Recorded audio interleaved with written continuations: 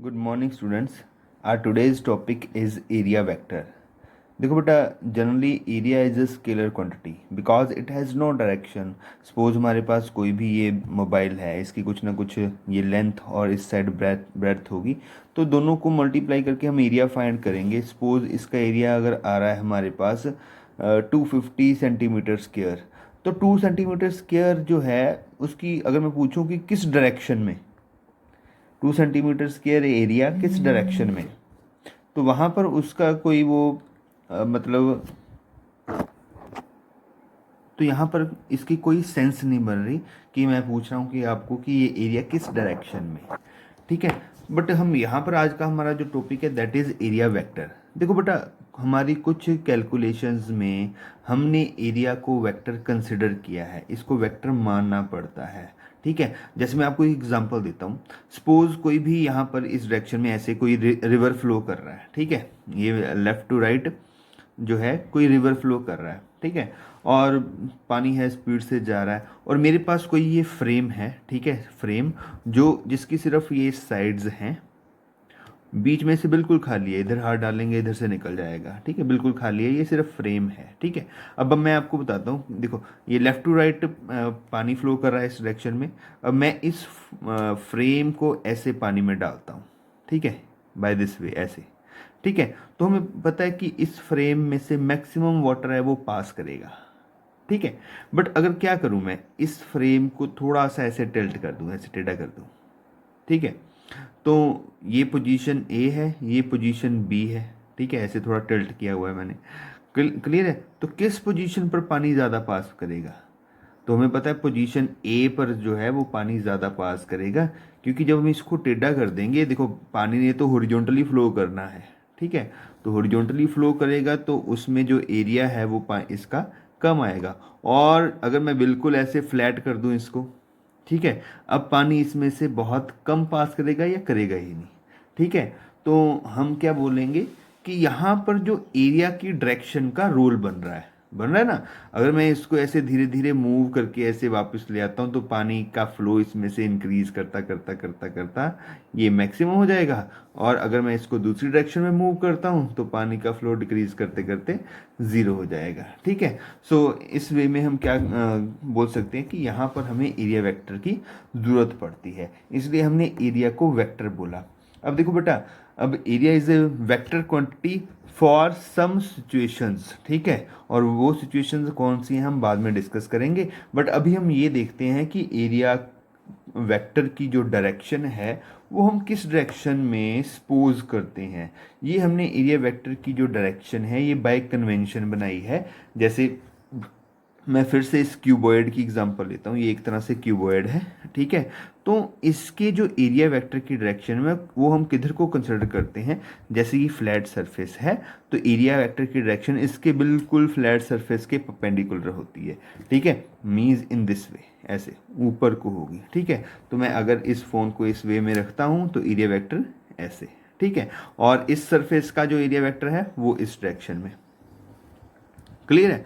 ऐसे ही ये जो हमारे पास सरफेस है इसका ऊपर को, ठीक है, ये सरफेस का इधर को परपेंडिकुलर बिल्कुल ऐसे, ठीक है, और इस सरफेस का इधर को, इसका इधर इस साइड को ऐसे, ठीक है, और इसका फिर से ऊपर को आ जाएगा। क्लियर है। तो एरिया वेक्टर को हम किस डायरेक्शन में सपोज करते हैं कि ये जो हमारे पास फ्लैट सरफेस होता है इसके नॉर्मल डायरेक्शन में एरिया वेक्टर को कंसिडर किया जा सकता है, ठीक है। बट अगर हम अब हमारे पास क्वेश्चन ये आता है कि जो हमारे पास नॉर्मल चीज़ है, जैसे ये फ्लैट सरफेस है, ठीक है, नॉर्मल इनसाइड भी हो सकता, सॉरी नॉर्मल है जो वो आउटसाइड भी हो सकता है, इनसाइड भी हो सकता है, ठीक है। क्लियर है ना, कि जैसे ये जो सरफेस है इसके ऊपर ऐसे नॉर्मल भी हो सकता है बट अंदर को भी आ सकता है ना। अगर मैं अंदर को ड्रॉ करूं तो हम कौन सी डायरेक्शन में एरिया वेक्टर को मानेंगे, तो उसका आंसर है ये फिर से बाय कन्वेंशन क्लोज सरफेस के एरिया वेक्टर को हम आउटवर्ड डायरेक्शन में मानते हैं, बाहर को। इसलिए मैं बोल रहा था इस सरफेस का एरिया वेक्टर बाहर को, और इधर का ऐसे ये ऊपर को, ये परपेंडिकुलरली अपवर्ड, ये इस डायरेक्शन में आ जाएगा ऐसे, ठीक है, ये ऐसे। क्लियर है। So area vector is perpendicularly outward, ठीक है, ये नॉर्मल होता है। तो अगर हमारे पास कोई भी शीट है, ये हमारे पास कोई भी शीट है एक इस ऐसे मैंने शीट को रखा हुआ है, तो इसका एरिया वेक्टर किधर को आएगा, it will B perpendicularly upward, इस डायरेक्शन में, ठीक है। और इस एरिया वेक्टर को हम एस वेक्टर से लिख सकते हैं, एस वेक्टर, क्लियर है। हाँ, और हम क्या करते हैं अपनी कैलकुलेशंस के लिए कहीं ना कहीं स्मॉल एरिया वेक्टर भी मानते हैं। जैसे अगर हम इस शीट को स्मॉल पार्ट्स में डिवाइड कर लें ऐसे, ठीक है, और स्मॉल भी आप पार्ट्स कर सकते हो इसके, तो हर पार्ट का जो एरिया वेक्टर होगा दैट इज अपवर्ड। और इस पार्ट को, इस स्मॉल पार्ट को, ये कोई भी पार्ट आप उठा सकते हो, ठीक है, इस पार्ट को हम बोलते हैं area element. What it be say, it will be area element, small area element you can say, ठीक है, एरिया एलिमेंट। एलिमेंट मीन्स उसका एक पार्ट, और उसको हम डिनोट करते हैं डेल्टा एस से, डेल्टा एस, ठीक है। और डेल्टा एस का एरिया वेक्टर की डायरेक्शन किस तरफ होगी, अपवर्ड, ठीक है, it will B delta S. Now it is vector, it is also vector, clear. और वेक्टर के पास क्या क्या होता है, मैग्नीट्यूड, और इसकी डायरेक्शन को हम किससे लिखेंगे, एन कैप, ठीक है। सो एरिया वेक्टर को रिप्रेजेंट करते हैं हम किससे, एक small S four, here S four surface, surface area, ठीक है, स्मॉल सरफेस एरिया, तो डेल्टा एस, डेल्टा हम स्मॉल के लिए कंसिडर करते हैं, तो डेल्टा एस वेक्टर को हम कैसे लिख सकते हैं, magnitude and direction. Next term हमारे पास है इलेक्ट्रिक फ्लक्स। देखो बेटा, हमने इलेक्ट्रिक फ्लक्स को समझना है ये क्या होता है। इससे पहले मैं आपको फ्लक्स समझाता हूँ, फ्लक्स क्या होता है। देखो बेटा, जैसे मैंने फ्रेम की बात की थी, एक हमारे पास फ्रेम है, इसमें से वाटर पास कर रहा है, तो जितना वाटर किसी पर्टिकुलर एरिया से पास करता है उसको बोलते हैं वाटर फ्लक्स। और अगर हम एयर की बात कर लें कि इस एरिया से एयर पास करवा रहा हूँ परपेंडिकुलरली, परपेंडिकुलरली यहाँ वर्ड जरूर है, तो परपेंडिकुलर जितनी एयर पास करेगी उसको बोलेंगे एयर फ्लक्स, ठीक है। इलेक्ट्रिक फ्लक्स क्या होगा, इलेक्ट्रिसिटी पास करवानी है, नहीं, इलेक्ट्रिक फील्ड लाइंस। तो इलेक्ट्रिक फील्ड लाइंस, जितनी इलेक्ट्रिक फील्ड लाइंस पर यूनिट एरिया पास करती हैं परपेंडिकुलरली, उसको बोलते हैं इलेक्ट्रिक फ्लक्स, ठीक है। तो किसी भी एरिया में से जितनी इलेक्ट्रिक फील्ड लाइंस अगर इधर से मैं पास करवा के इधर से बाहर निकालता हूँ, तो जितनी इसमें से इलेक्ट्रिक फील्ड लाइंस पास करेंगी that is called electric flux, ठीक है जी। So we can say that number of electric field lines passing through a surface perpendicularly is called electric flux. और इसका फार्मूला क्या होता है ये भी समझ लेते हैं। जैसे हमारे पास कोई भी, मैंने अभी आपको बताया कि ये कोई भी हमारे पास प्लेन शीट है और इसका जो एरिया है, नेट एरिया, जो इसका सारा area, late it is S, और इसमें से यूनिफॉर्म इलेक्ट्रिक फील्ड ऐसे पास कर रही है परपेंडिकुलरली ऐसे, ठीक है, लेट इट इज ई।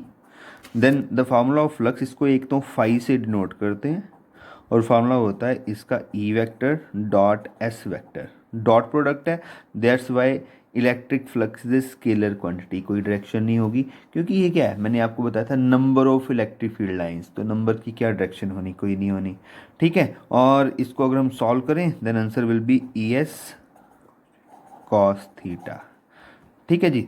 तो कई बार हमारे पास फील्ड वेरिएबल होती है, तो हम क्या करते हैं, एरिया को स्मॉल पार्ट्स में डिवाइड कर लेते हैं। जैसे यहाँ पर मैं अगर स्मॉल पार्ट में इसको डिवाइड करता हूँ, ठीक है, ये हमारे पास जो एरिया है let it is D S area, और इसका एरिया वेक्टर किधर को होगा, इन दिस डायरेक्शन, इलेक्ट्रिक फील्ड की ही डायरेक्शन में है, डी एस वेक्टर, ठीक है।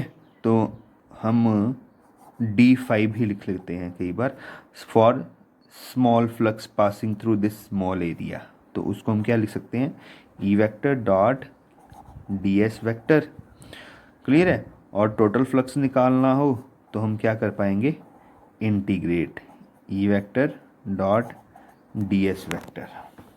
ऐसे हम टोटल फ्लक्स को, अगर हमारे पास इलेक्ट्रिक फील्ड वेरिएबल हो तब हम इस फार्मूला का यूज़ कर लेते हैं। और इसके साथ हम ये ऐसे एक ज़ीरो लगाते हैं। ज़ीरो का मतलब होता है कि जो हमारे पास एरिया है it is closed surface area, ठीक है, ओपन नहीं है, it is close surface area. तो क्लोज सरफेस एरिया के लिए हम ये सर्कल का सिंबल लगा लेते हैं, इट इज़ क्लोज्ड। अब यहाँ पर कुछ बच्चों का क्वेश्चन होता है कि हमने ये डॉट प्रोडक्ट क्यों लिखा, ई डॉट एस, मीन्स ये कॉस थीटा साथ में क्यों आया, साइन क्यों नहीं आ गया या टेन क्यों नहीं आ गया, इसके पीछे क्या रीज़न है मैं आपको फिर से डायग्राम से शो करता हूँ। देखो बेटा, अगर हमारे पास कोई भी सरफेस ऐसे पड़ा हुआ है,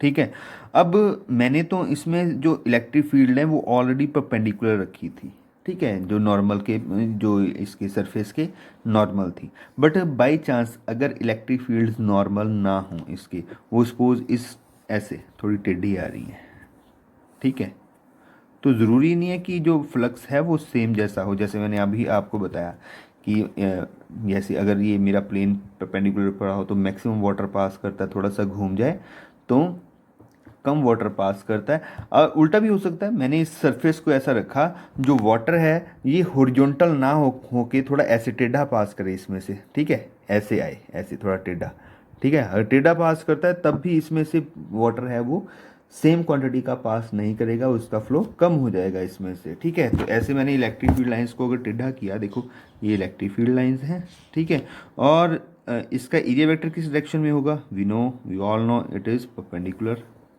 ठीक है, ये एस वेक्टर, और यहाँ पर ई और एस में थोड़ा एंगल बन रहा है, लेट इट इज थीटा, ठीक है, और इस एंगल को अगर सॉरी ये इस थीटा एंगल बन रहा है, उसके हिसाब से अगर मैं इलेक्ट्रिक फील्ड को दो कंपोनेंट्स में डिवाइड करूँ, then electric field will be in this direction, it will be E cos theta, हमें पता है एंगल के साथ कॉस थीटा आता है, और सेकंड इज इट इज ई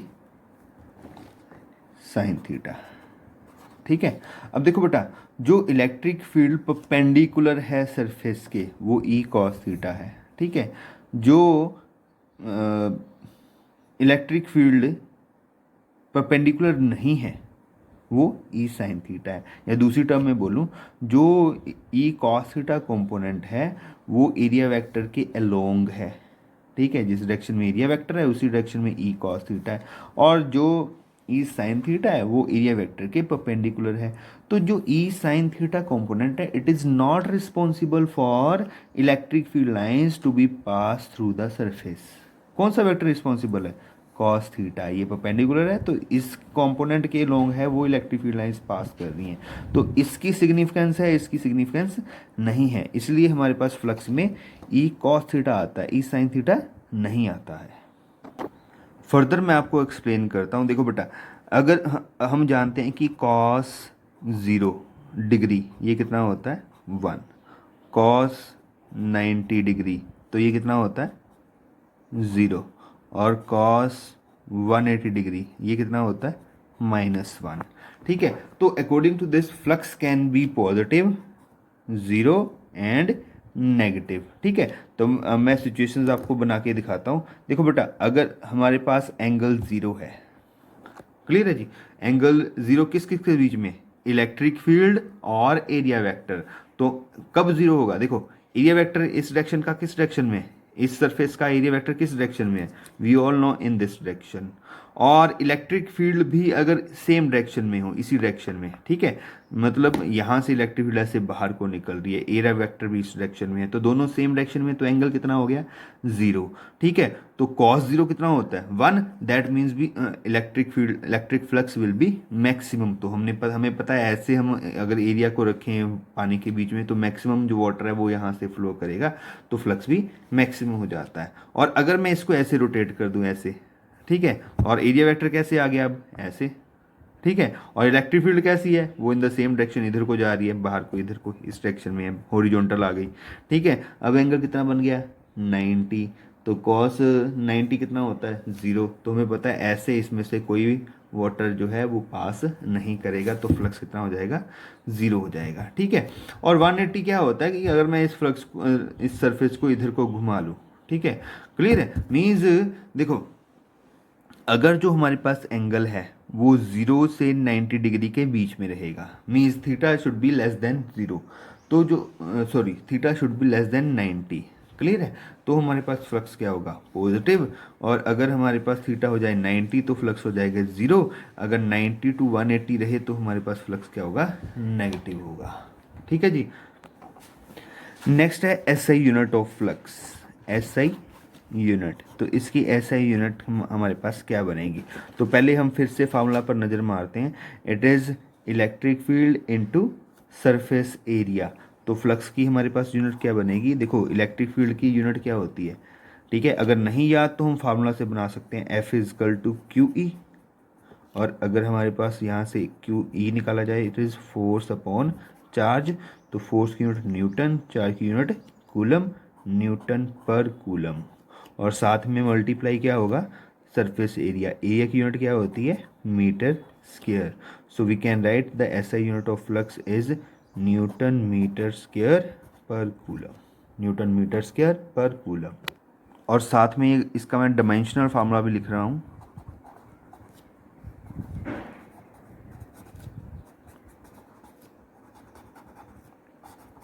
देखो बेटा, तो यहाँ इसी यूनिट से डिमेंशनल फार्मूला बनाते हैं।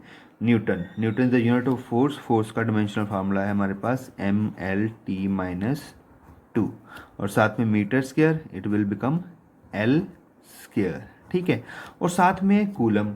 अब चार्ज का डिमेंशनल फार्मूला क्या होगा, ये हमें नहीं पता, क्योंकि ये एसआई सिस्टम ने नहीं बताया हुआ। एसआई सिस्टम ने किसका फार्मूला बताया हुआ है, करंट का। करंट की वहाँ पर फंडामेंटल यूनिट है एम्पियर। और करंट का आई का फार्मूला अगर हमने 10th क्लास कंसिडर करें तो वहाँ पर हमने पढ़ा था, it is charge upon time. तो हम यहाँ से ड्राइव्ड यूनिट निकाल लेते हैं चार्ज की, करंट इनटू टाइम। ठीक है। और करंट की यूनिट क्या हो जाएगी, ए एम्पियर और टी फॉर टाइम। तो चार्ज का जो ऐसा ही ये जो डिमेंशनल फार्मूला बनता है, it is a into T, A for ampere, T for time. ठीक है। बट यहाँ पर क्या है, कूलम इनवर्स। मैंने किसका बनाया है, कूलम का। तो ऑब्वियसली ये कहाँ जाएगा, डिनोमिनेटर में जाएगा, ए इंटू टी। ठीक है। तो इसको अगर हम फिर से मल्टीप्लाई और डिवाइड करते हैं, then dimensional formula become M L3 T-3 and A-1। Thank you.